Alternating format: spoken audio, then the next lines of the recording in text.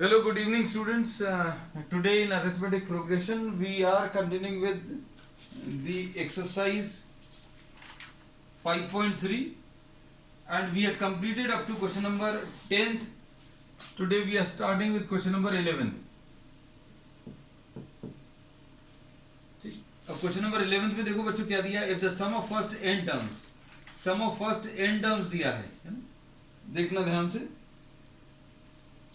Some of first n terms दिया है, ये है 4n minus N square, 4n minus N square. अब इसके बाद इसमें इन्होंने क्या बोला, what is the sum of first, what is the first term, what is the sum of first two terms, what is the second term, finally find the third term, ten term and N term and so on. अब देखना ध्यान से, इसमें अगर आप इस series को देखो a1 plus a2 plus a3 and so on up to an, sum of one term, sum of one term नहीं समझ में आएगा, sum of two terms, sum of two terms बच्चों क्या आएगा, a1 plus a2, sum of three terms क्या आ जाएगा, a1 plus a2 plus a3, ऐसा कह सकते हैं। अब इसमें सम ऑफ वन टर्म्स अगर बोले तो सिर्फ a1 आएगा। तो अब हम लोग इसमें ये कहते हैं, इन दोनों को अगर आप कंपेयर करो तो इससे ये पता चलेगा a2 कैसे निकाला जा सकता है। a2 अगर निकाला तो कैसे निकलेगा बच्चों, इस a1 की जगह आप s1 लिख दोगे, a1 की जगह आपने क्या लिख दिया बच्चों, s1 लिख दिया, a1 की जगह s1 लिख दिया, तो क्या आ जाएगा, s2 will be equal to s1 plus a2, मतलब a2 कितना आ जाएगा, s2 माइनस s1। और ये है बहुत सिंपल भाई, सेकंड टर्म अगर आपको निकालना है तो दो टर्म्स में से, दो टर्म्स के एडिशन में से एक टर्म का एडिशन माइनस कर दो। जैसे मान लीजिए अगर आपको ये निकालना है, ध्यान से सुनना हमारी बात, अगर ये निकालना है तो आप तीनों टर्म्स के एडिशन में से दो टर्म्स का एडिशन माइनस कर दो, तीन टर्म्स के एडिशन में से दो टर्म्स का एडिशन माइनस कर दो। अब देखो इस बात को हम अच्छे से समझा देते हैं आपको। जैसे ये s2 दिया है, s2 यानी sum of two terms a1 plus a2, s3 यानी sum of three terms a1 plus a2 plus a3। अब a1 प्लस a2 की जगह क्या लिख सकते हो आप, a1 प्लस a2 की जगह s2 लिख सकते हो, तो s3 will be equal to s2 plus a3, ऐसा लिख सकते हैं। तो अब इससे a3 की वैल्यू मिल जाएगी, a3 कैसे मिलेगा, s3 माइनस s2, यानी तीन टर्म्स में से दो टर्म्स को आप अलग कर दो, सम ऑफ थ्री टर्म्स में सम ऑफ टू टर्म्स माइनस कर दो, है ना। तो अब इसमें जो चीज अभी हम लोग यूज करेंगे वो क्या है बच्चों, देखो एक तो ये हो गया, कौन कौन सी चीज मिली अभी हम लोगों को, देखो हम लिख दे रहे हैं a2 second term is sum of two terms minus sum of one term, a3 is sum of three terms minus sum of two terms, और a1 इज व्हाट, s1। मतलब जो भी टर्म आपको निकालना है, सेकंड अगर निकालना तो s2 माइनस s1, थर्ड अगर निकालना तो s3 माइनस s2, और s अगर आपको फिफ्थ टर्म निकालना है तो कैसे निकालोगे, s5 माइनस s4। बस ये याद रखना, आपको जो भी टर्म निकालना है, जैसे फिफ्थ टर्म निकालना है, पांचवा वाला टर्म, तो आप क्या करोगे बच्चों,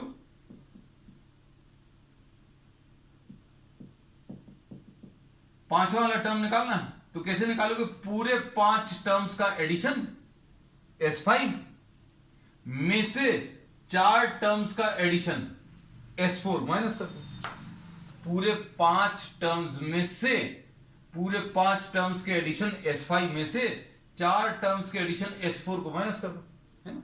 तो ये फॉर्मूला अभी हम लोग यूज करने वाले हैं ना। तो ये याद रखना, मान लीजिए कुछ चीजें क्लियर हो गई, लेकिन याद रखना है ना, तो याद रखने का तरीका भी हम बता दे रहे हैं आपको, है। तो क्या रहेगा,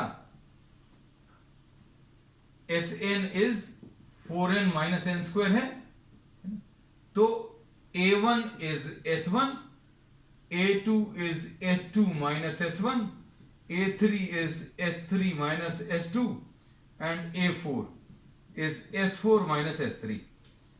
ऐसा कुछ फॉर्मूलेस बनाकर लिख सकते हैं, है ना। अब आपको और क्या पूछा है, nth टर्म पूछा है ना?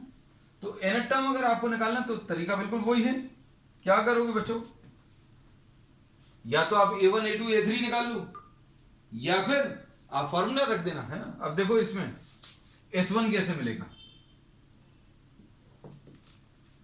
देखना Sn की value 4n minus N square है, तो n की वैल्यू 1 रखो, n इज इक्वल टू 1, तो S1 will be equal to 4 into 1 minus 1 square, यानी 4 माइनस 1 यानी 3 आ गया। ठीक, अब n इज इक्वल टू 2 ले लो, n इज इक्वल टू 2 अगर ले ले तो S2 कितना आ जाएगा, 4 इंटू 2 माइनस 2 स्क्वायर, तो ये कितना आ जाएगा 8 माइनस 4 यानी 4 आ गया। अब इसके बाद n इज इक्वल टू 3 ले लो, n इज इक्वल टू 3 अगर लोगे तो कितना आ जाएगा S3, 4 इंटू 3 माइनस 3 स्क्वायर यानी 12 माइनस 9 यानी कितना आ जाएगा 3 आ जाएगा। तो अब हमें S1 S2 S3 पता चल गया बच्चों। अब देखना A1 कितना आ जाएगा, A1 जो है S1 के बराबर है, ये फॉर्मूले से याद रखना, A1 जो है S1 के बराबर है और S1 की वैल्यू 3 है। A2 कैसे मिलेगा, A2 will be S2 minus S1, S2 minus S1, S2 कितना है, S2 की वैल्यू 4 है माइनस 3 यानी कि 1, तो A2 की वैल्यू बच्चों कितना आ गई, A2 की वैल्यू 1 आ गई। अब इसके बाद A3 की वैल्यू, A3 कैसे मिलेगा, S3 माइनस S2 है ना, S3 कितना है बच्चों, S3 3 है और S2 कितना है, S2 4 है यानी माइनस 1। अब देखो इतने टर्म्स में तो काम चल जाएगा अपना, ये पहला टर्म 3, अगला 1 और अगला कितना माइनस 1, ये सीरीज बन गई। तो इसमें इन्होंने क्या करने को बोला था,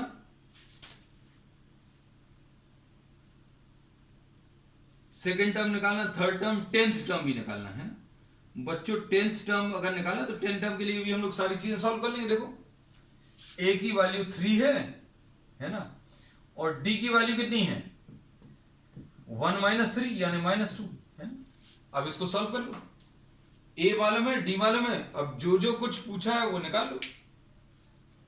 क्या पूछा है यहां पर लिख दे रहा अभी है ना, इसमें इन्होंने 10th टर्म पूछा है, थर्ड टर्म तो निकाल ही दिया अपन ने है ना, तो थर्ड टर्म अभी अपन लोग नहीं सॉल्व कर रहे हैं। 10th टर्म आ जाएगा a प्लस 9d है ना, तो a मालूम है अपन को, a की वैल्यू 3 है, 9 इंटू d की वैल्यू कितनी माइनस 2, तो ये 3 माइनस 18 आ गया मतलब माइनस 15। 10th टर्म बच्चों कितना माइनस 15 आ गया। अब nth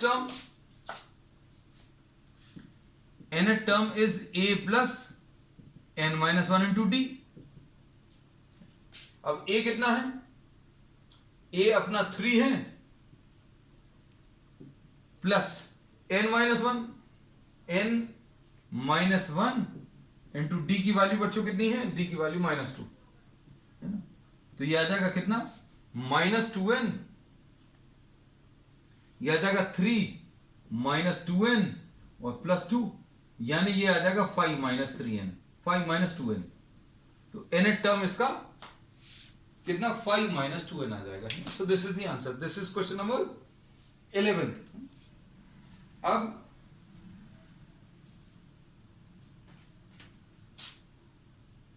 फाइंड क्वेश्चन नंबर 12 देखो,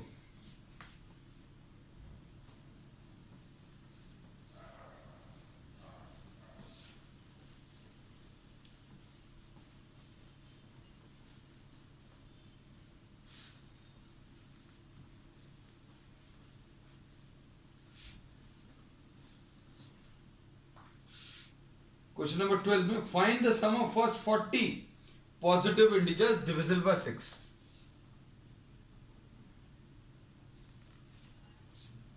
सम of first 40 positive integers divisible by 6 है ना।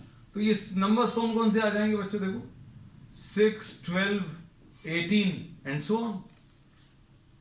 6, 12, 18 ऐसी वाले नंबर चाहिए, और कितने चाहिए, ये डिविजिबल बाय 6 है, all of these are divisible by 6। n बच्चों इसमें 40 दिया है, n 40 है, a की वैल्यू 6 है, d की वैल्यू भी 6 है, n की वैल्यू 40 है। सॉल्व कर लो।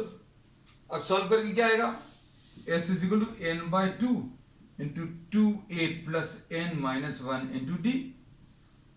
सब्स्टिट्यूट ऑल दी वैल्यूज, तो क्या मिलेगा, 40 बाय 2 इंटू 2a, 2 इंटू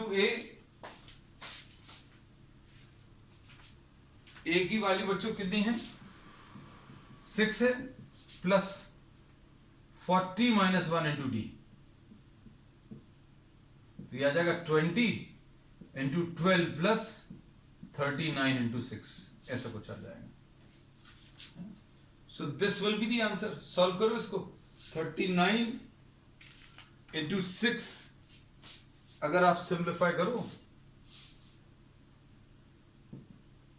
अब देखो हमारा थोड़ा सा तरीका अलग है, ये 6 प्लस 39 हम मन में कर लेते ये सारी चीजें, लेकिन अभी हमने कहा तुम्हें बता दें इसलिए लिखना पड़ा। ये 39 बार 6 लेना है, हमने एक बार और ले लिया है ना, 39 इंटू 6 लिया है, हमने कहा अब ये 39 बार 6 लेने की जगह 40 बार आप 6 ले लो, है ना। तो 39 टाइम्स 6 और 1 टाइम्स 6 मतलब 40 टाइम्स आ जाएगा, ये आ जाएगा 240, ये 240 और 6 ये 246, तो 20 इंटू 246 ऐसा कुछ आ जाएगा। अब इसको आप सिंप्लीफाई कर लो, तो ये आ जाएगा कितना, तो इन चीजों पर थोड़ा सा ध्यान दिया करो, इन्हीं से थोड़ा समय बच जाता है। चलो next question, find the sum of first 15 multiples of 8।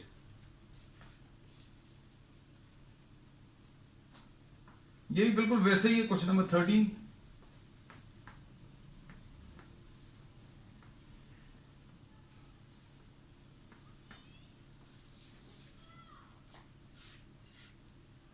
Find the sum of first 15 multiples of 8.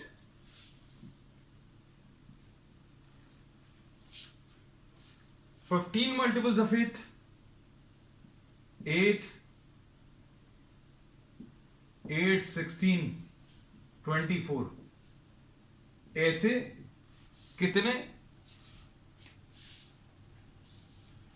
बोले बच्चों इन्होंने, 15, n की वैल्यू 15 है, तो इसमें a की वैल्यू 8 है, d की वैल्यू भी 8 है, तो अब अपन क्या कर लेंगे, इसमें फॉर्मूला यूज कर लो, n by 2 into 2a plus n minus 1 into D, ऐसा कुछ आएगा। अब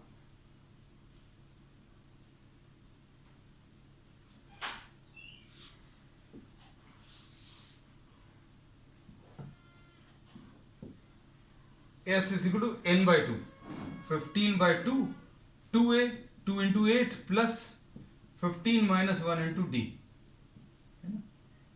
डी कितना है, 8 है, तो ये कितना आ जाएगा, 15 बाय 2, 16 प्लस 16 इंटू 14 इंटू 8 है ना, 14 इंटू 8 आ गया है ना, 14 टाइम्स 8 लेना है, ये कितने टाइम्स, 14 टाइम्स 8 लेना है। अब 2 टाइम्स और मतलब 14, ये देखो 14 टाइम्स 8 है और ये 8 2 टाइम्स भी है, मतलब टोटल कितने टाइम्स आ जाएगा, 16 टाइम्स 8 आ जाएगा। ऐसा भी कर सकते हैं। तो अब हम लोग इसको या तो डायरेक्टली सॉल्व कर लो, अगर किसी को समस्या जाती है इस चीज में तो अभी आप ऐसा भी कर सकते हैं, 15 बाय 2, 8 कॉमन ले लो, 2 प्लस 14 तो भी समझ में आ जाएगा। ये 2 4 जार, एस की वैल्यू कितनी आ जाएगी, 15 इंटू 4 इंटू 16 है ना, तो ये आ जाएगा 60 इंटू 16, है ना, तो ये 960 आ जाएगा। So 960 is the answer. अब क्वेश्चन नंबर 14 देखो।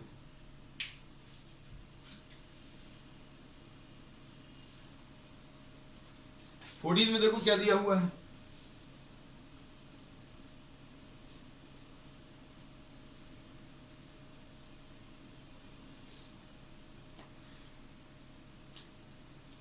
Find the sum of odd numbers between 0 and 50।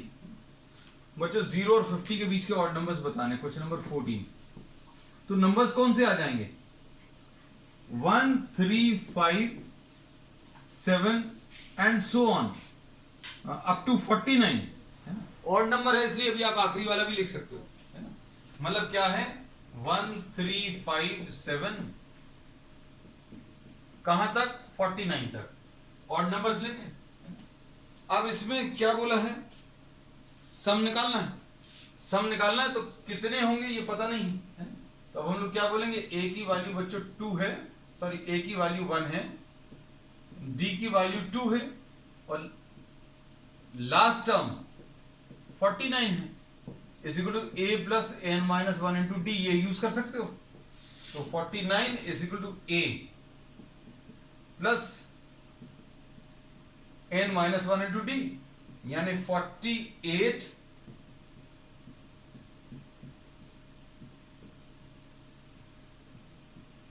तो there will be how many? 25 और टर्म्स, है ना। और वैसे भी सोचकर देखो 0 से 50 तक 50 टर्म्स में, 1 से लेकर 50 तक में आधे ऑड रहेंगे आधे इवन रहेंगे। सो 25 और टर्म्स, है ना। डायरेक्टली भी लिख सकते थे। अब इसमें क्या बोला है? सम निकालना है।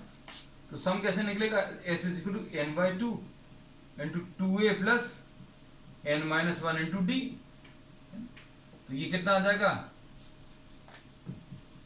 25 by 2 into 2 into A, 2 into 1 plus 25 minus 1 into 2। तो ये सॉल्व करने पर बच्चों कितना आ जाएगा? 25 बाई 2, ये आ जाएगा 2 प्लस व्हाट? 48। और ये कितना आ जाएगा? 2 प्लस 48 इज व्हाट? 50, है ना। ये 50 आएगा, 50 2 से कैंसिल होगा, मतलब 625। तो ये अभी हम लोग मालूम है। अगर आप 25 ऑड टर्म्स लिखोगे तो 25 स्क्वायर आएगा। ये अभी पीछे भी अभी हम लोगों ने डिस्कस किया था। This is a short trick to add the numbers, है ना। अगर आपको 1 प्लस 3 अगर करना है, सिर्फ 2 टर्म्स हैं, तो इसका आंसर 2 स्क्वायर आएगा, है ना। और 1 प्लस 3 प्लस 5 ये 3 टर्म्स हैं, तो 3 स्क्वायर आएगा। अगर आपने 4 टर्म्स ले लिए, है ना, तो ये 4 स्क्वायर आएगा आंसर। सॉल्व करके देख लेना। 7 and 5 12 and 3 15 and 1 16। और ऐसे अगर 25 टर्म्स लेना तो 25 स्क्वायर यानी 625 आंसर आएगा। नेक्स्ट क्वेश्चन नंबर 15 है ना। आज का अभी हम लोग लास्ट क्वेश्चन यही ले रहे हैं। The remaining 5 we will be completing it on the next time. Question number 15 देखो बच्चों।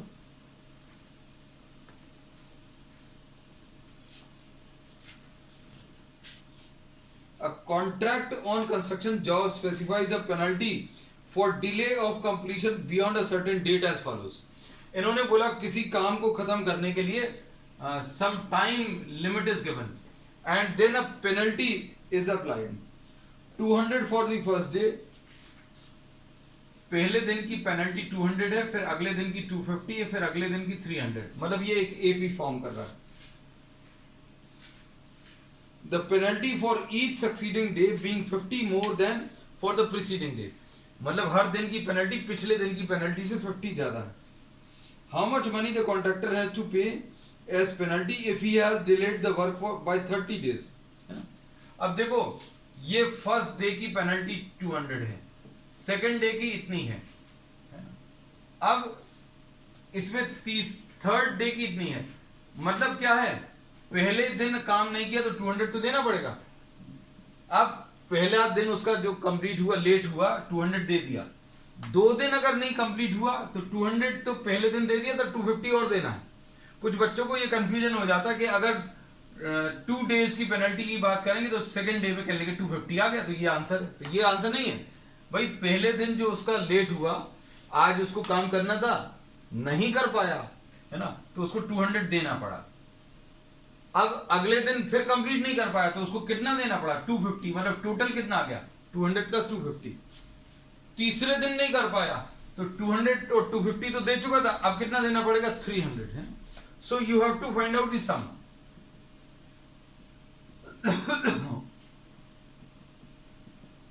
ये फॉर्मूला लगेगा। इसमें डी कितना है बच्चों, ए कितना है, ए 200 है और डी की वैल्यू बच्चों 50 है, और कितने डेज वो काम कंप्लीट नहीं कर पाया 30, तो एन की वैल्यू बच्चों 30 है। तो ये वैल्यू सब्स्टिट्यूट करो तो ये कितना आ जाएगा 30/2 into 2 into 200 plus 30 minus 1 into D. D की वैल्यू बच्चों 50।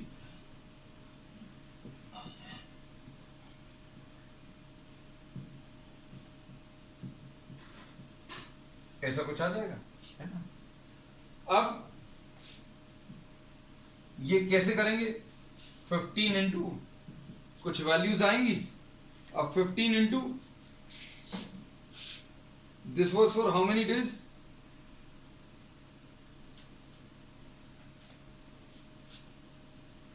ये देखो इसमें अभी हम लोग ये बोलते हैं 29 टाइम्स 50 है। अब एक 50 और ले लो, है ना, तो ये 350 आ जाएगा और ये 30 टाइम्स 50 हो जाएगा, है। आपको ये बात नहीं समझ आया तो आप अपने तरीके से कर लेना। तो ये आ जाएगा 1500 और 1500 प्लस 350, 1500 आ गया ये और 350 मतलब 1850 आ गया।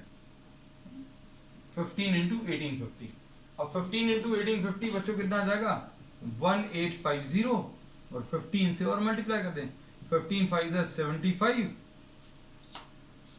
15 8 120 and 7 127 12, 15 1 15 and 12 27।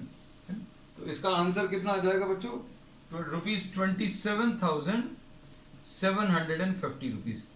This will be the total penalty which the contractor has to pay for a delay of 30 days। तो बच्चों अब आज इतना ही ले रहे हैं। We will continue with the remaining problems on the next one. That's all for today.